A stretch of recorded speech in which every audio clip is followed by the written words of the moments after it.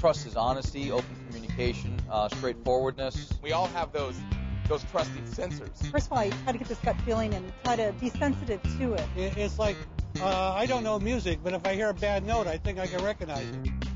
I know I can trust somebody if they look me in the eye. They don't need to stare at me, but I can see when they're just shifty. Blatant lying to my face. Body language says a lot. If they're a little too slick, they're hiding something. It takes years to earn a good reputation, but you can certainly lose it in a lot shorter period of time.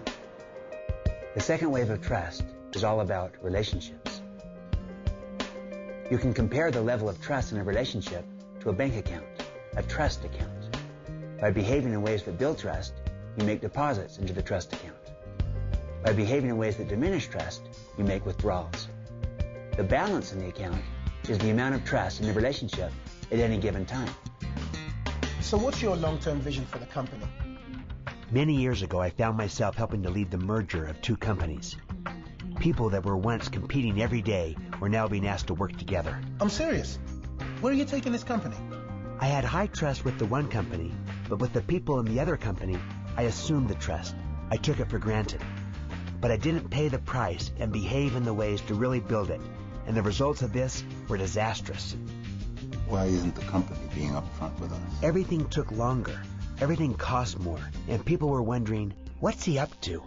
I consciously became aware of this, that I had assumed trust. I took it for granted. I hadn't paid the price.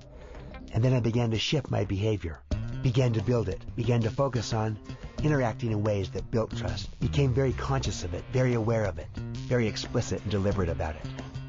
A few weeks later, we went into another meeting in which I said, we're at this meeting to talk about strategy, but what I'd really like to do is open it up to what's on your mind.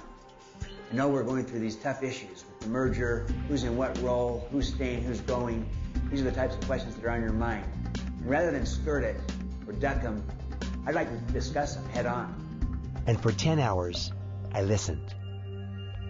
I tried to give voice to their concerns. Every second I sit here, I'm losing money because of our communication baggage. I tried to stay open and talk as straight as I could. And I really worked hard to create transparency and were needed to begin to right wrongs.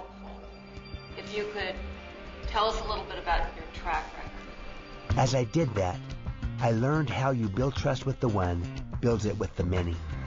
After many years of careful analysis and research, I compiled 13 behaviors common to all trusted people.